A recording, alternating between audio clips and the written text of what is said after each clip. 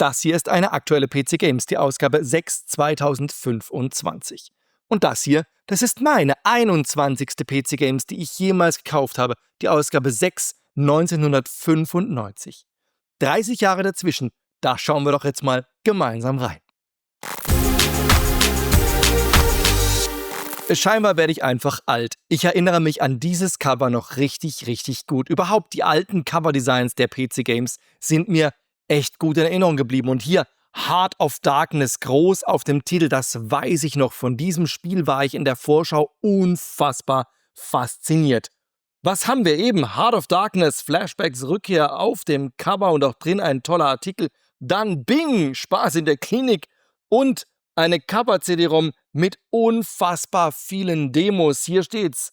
Mehr als 20 Spiele-Demos auf CD-ROM und ich glaube, ich erinnere mich, das war so richtig damals meine Quelle für gute Spiele. Und da schauen wir jetzt mal rein. Und da ist hier auch die Seite mit der CD-ROM-Erklärung, wie macht man's, wenn man die Demos zum Laufen bringen will. Mittlerweile gibt es ein Installationsmenü von der PC Games aus, das heißt, man kann das Ganze etwas einfacher haben und muss nicht alles über DOS-Kommandozeile lösen. Aber hier sehen wir, wenn man Virtual Pool und Fußball total zum Laufen bringen will, dann muss man doch wieder an die Auto-Exec-Bat und die Config-Sys ran und schaut mal hier unten diese Befehle. Das sind so typische MS-DOS-Befehle. Wer es noch weiß, der weiß es halt noch. Und hier oben auch sehr lustig.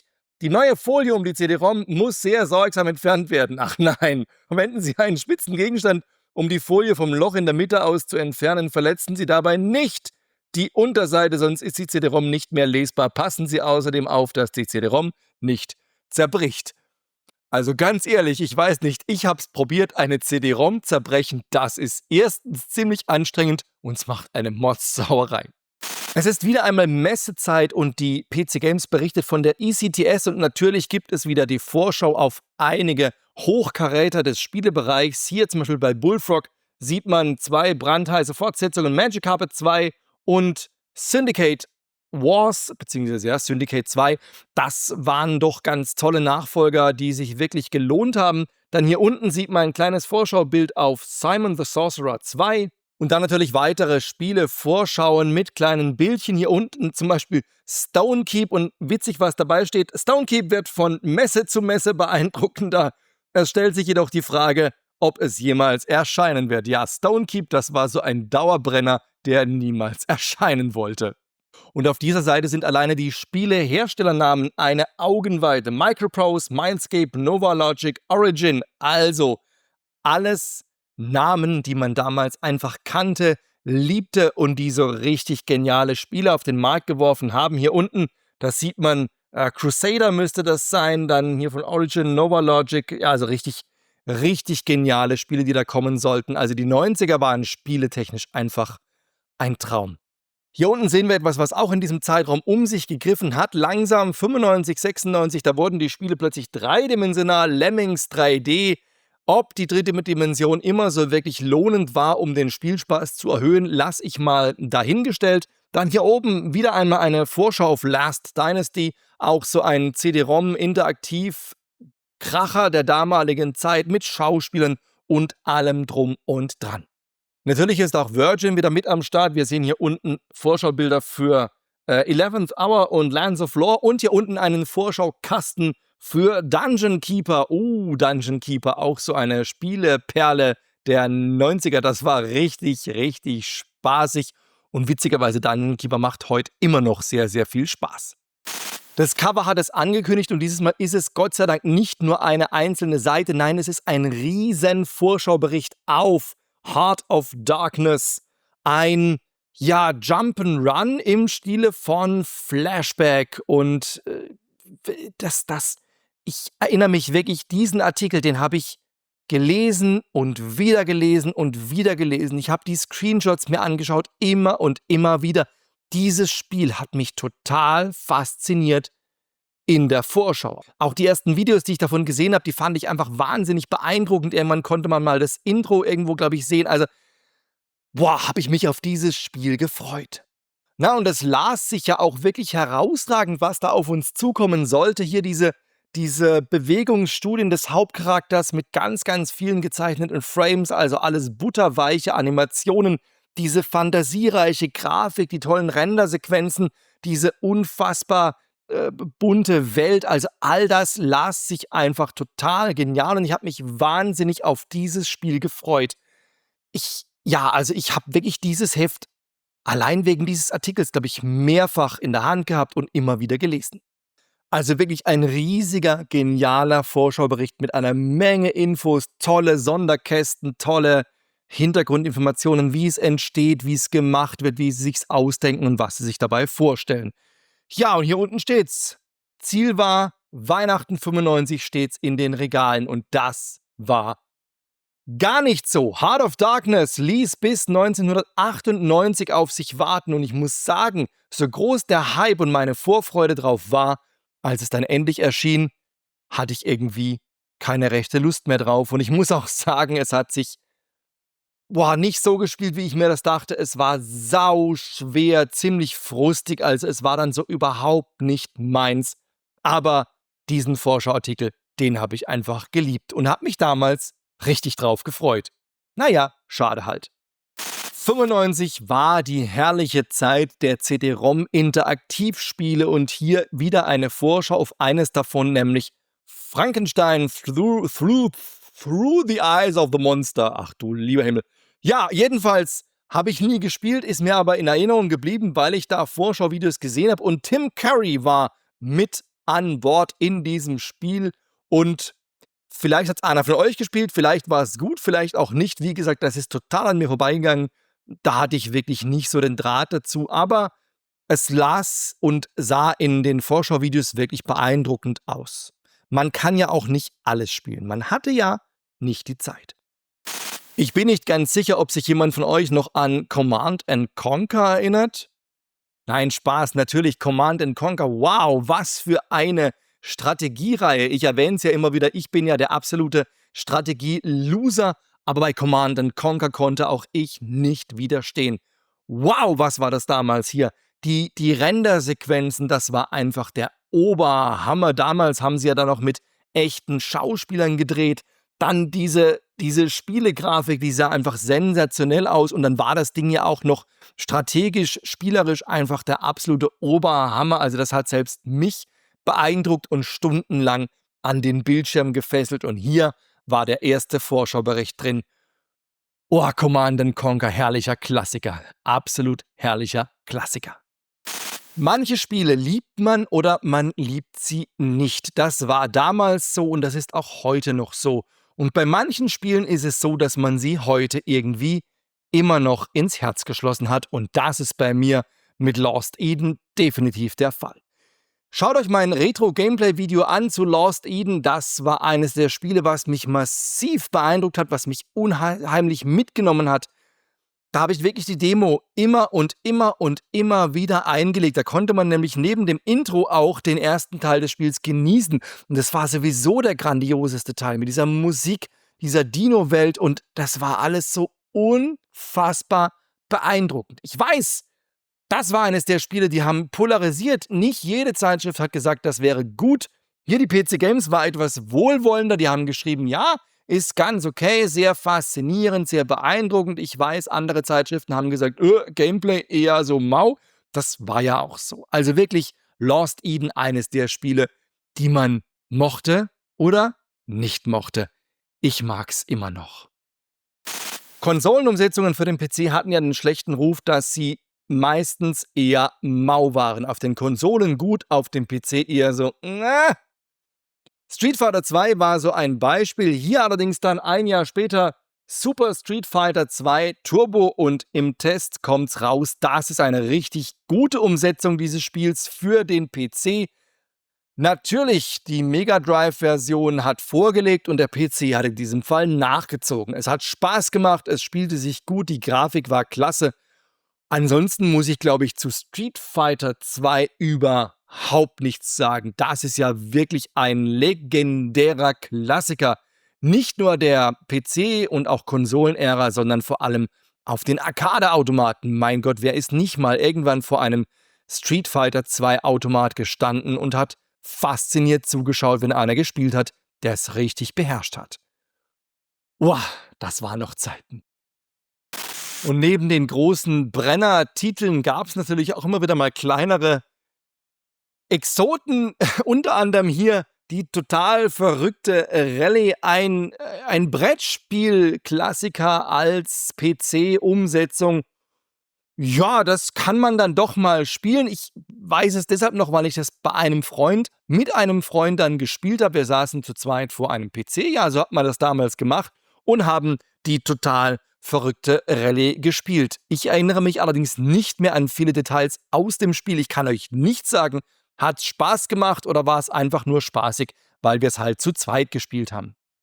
Und auch Petra Mauerröder ist nicht wirklich überzeugt von diesem Spiel, ob sich das wirklich durchsetzt, dass man da einen Freund abends einlädt und gemeinsam vor dem PC sitzt. Ja, wir haben es gemacht, aber wie gesagt, ich kann mich nicht mehr erinnern, ob es Spaß gemacht hat oder nicht.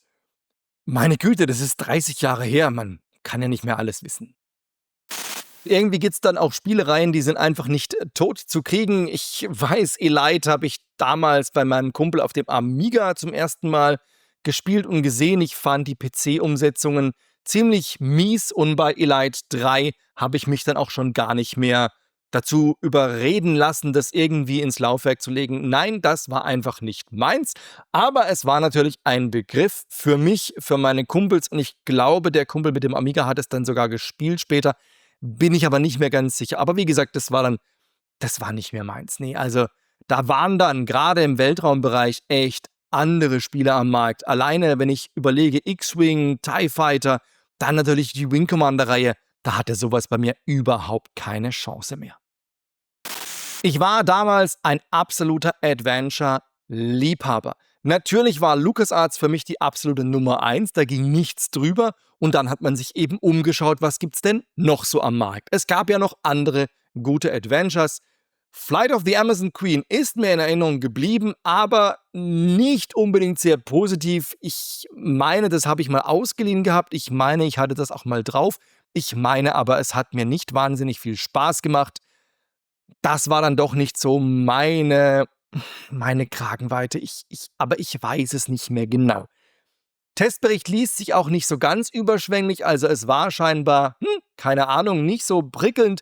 Ich weiß aber, dass ich es auf meiner Festplatte bei GOG tatsächlich mittlerweile habe. Ich werde mal reinschauen und gucken, ob sich das für ein Retro-Review lohnt oder vielleicht auch nicht. Mal schauen.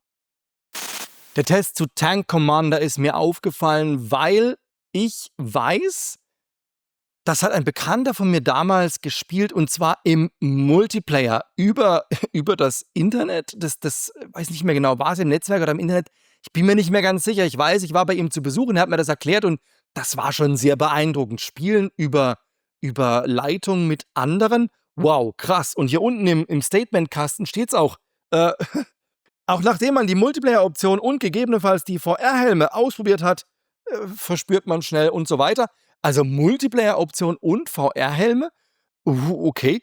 Also beides für mich Sachen, die ich tatsächlich selber erst viel, viel später für mich entdeckt habe. Multiplayer, ja, und VR sowieso. Also VR war viel später. Erst vor einigen Jahren hat es in meinem Leben Einzug gehalten. Und Multiplayer kam auch erst so, weiß ich nicht, mit Counter-Strike später so richtig, oder? Oder war es vorher? Ich weiß nicht mehr. Das ist alles so lang her. Und ich muss gestehen, Bing habe ich auch nie gespielt. Nicht nur, weil es vom Setting her jetzt nicht ganz meins war damals. Außerdem, der PC stand im Büro der Familie. Das heißt, wenn ich gespielt habe, war jederzeit möglich, dass jemand reinkommt und sieht, was ich da mache. Insofern wäre sowas, das wäre gar nicht gegangen. Aber es war auch vom Setting her einfach nicht meins. Also ja, diese Art Spiele war nie für mich gemacht. Aber so rückblickend, ja, es sagt mir noch was. Bing auf jeden Fall. Und ich wundere mich einfach über diese Grafik und dieses. irgendwie ist es krass, oder? Also, hat jemand von euch Bing gespielt? Ich meine, vielleicht war das einfach damals noch eher der Fall als heute. Die Spieler haben sich auch mal getraut, anzuecken und was auszuprobieren. Und Bing war definitiv eines der Spiele, die anecken und ausprobieren wollten. Und zwar ganz offensiv und offensichtlich. Und eigentlich war es ja doch eher ein harmloser Spaß. Aber ja, wie gesagt, für mich auf dem heimischen PC, der für alle zugänglich war, war Bing jetzt eher nicht so gemacht. Wir schauen auch wieder auf die Lasercharts von MS-DOS und CD-ROM. Was ist auf Platz 1? Wing Commander 3 ist immer noch auf Platz 1. Dann, hui, das schwarze Auge 2 hat nach oben gezogen. Siberia, dann kommt Descent, Little Big Adventure, Theme Park, Alone in the Dark. Die sind alle nach oben gewandert. Wow! Alone in the Dark 3, Bundesliga-Manager Hattrick, Cyclemania, Panzergeneral, der Planer, Anstoß, Civilization, die Höhlenwelt, aha, interessant. Legend of Carandia 3, Lollipop, Wing Commander Armada, Colonization, Sam und Max, FIFA, Soccer, Ecstatica, Creature, Shock, Aces of the Deep, Die Siedler, King's Quest 7, Magic Carpet, Aladdin, Cool Spot, Nesca und wieder in den Charts Rebel Assault. Früher war es immer auf Platz 1, bei den Lasercharts ist es immerhin noch dabei, aber nicht mehr auf Platz 1. Man hat sich ja immer gefreut, wenn man auch mal was gratis spielen konnte und hier Freeware Boulderoid, ja, so spricht man das wohl. Natürlich, wenn man sich die Screenshots anschaut, ganz eindeutig für die Fans von C64-Spielen wie Boulder Dash. Ja, Boulder Dash ist mir gute Erinnerung, dementsprechend habe ich sowas gerne hervorgeholt und auch mal gespielt und da es Freeware war, war es natürlich auch kein Problem, das mal einzulegen und ein bisschen Spaß zu haben. Hardware war schon immer teuer, das haben wir ja festgestellt. Auch damals war die Hardware tatsächlich im Vergleich eher sogar noch teurer. Was sie allerdings damals aus heutiger Sicht nicht war, war sexy. Und schaut euch mal dieses Bild an. Wow, da haben sie wirklich versucht, dieses Ding klasse in Szene zu setzen und es bleibt halt ein beiger Kasten.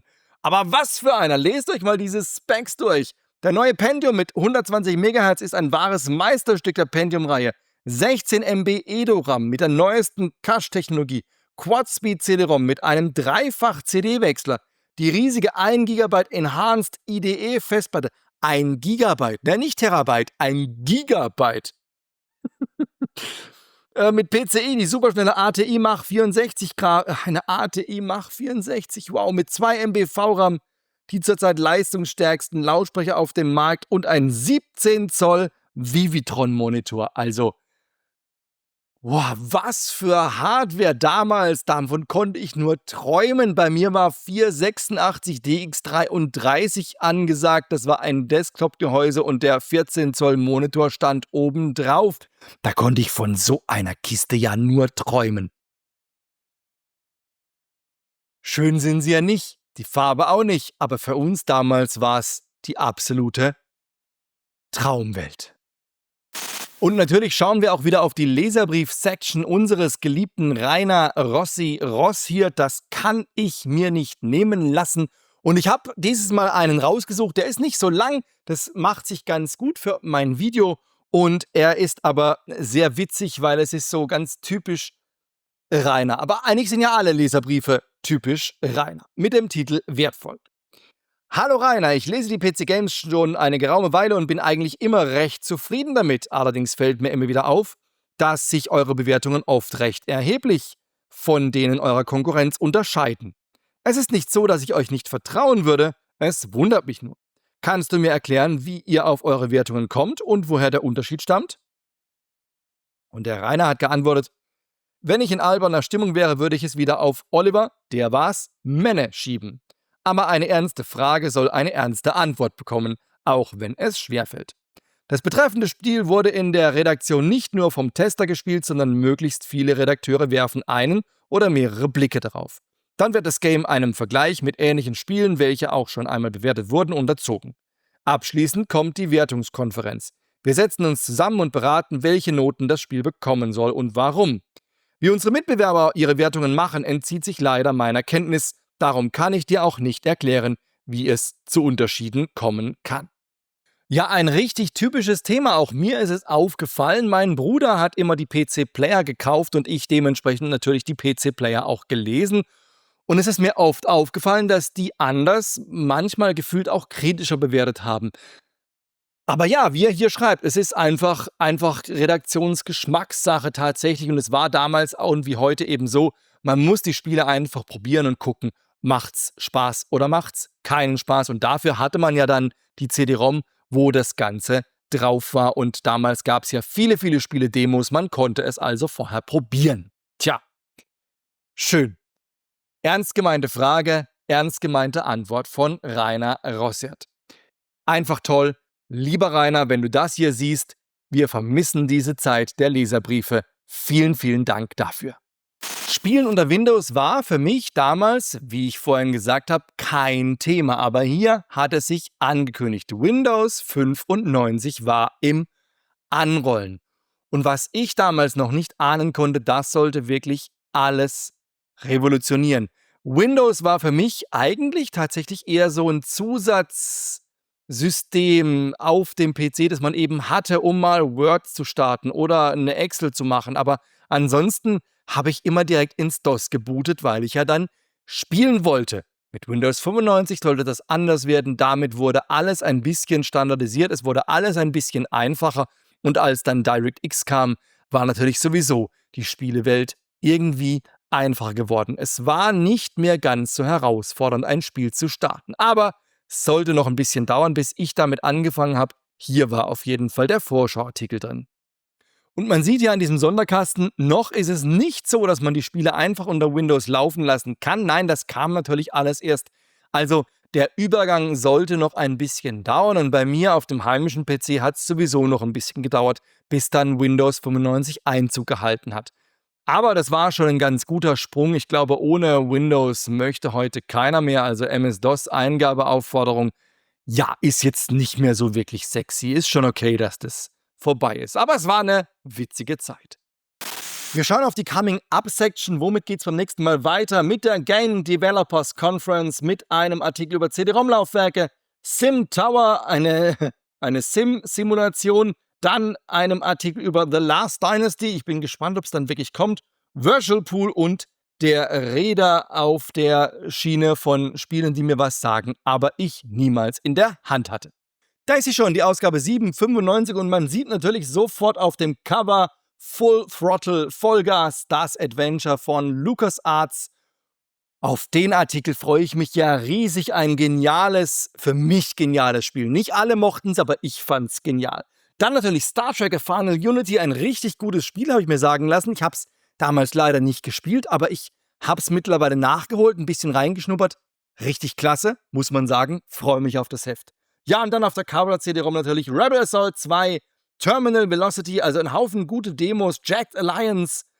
Boah, also wieder eine richtig tolle Ausgabe. Freue ich mich drauf. Es wäre toll, wenn auch ihr Bock habt, wieder mit mir in diese alte Ausgabe reinzuschauen oder euch durch eines meiner Retro-Gameplay-Videos klickt. Bis dahin, habt Spaß, zockt ein bisschen und dann sehen wir uns vielleicht hier auf diesem Kanal wieder.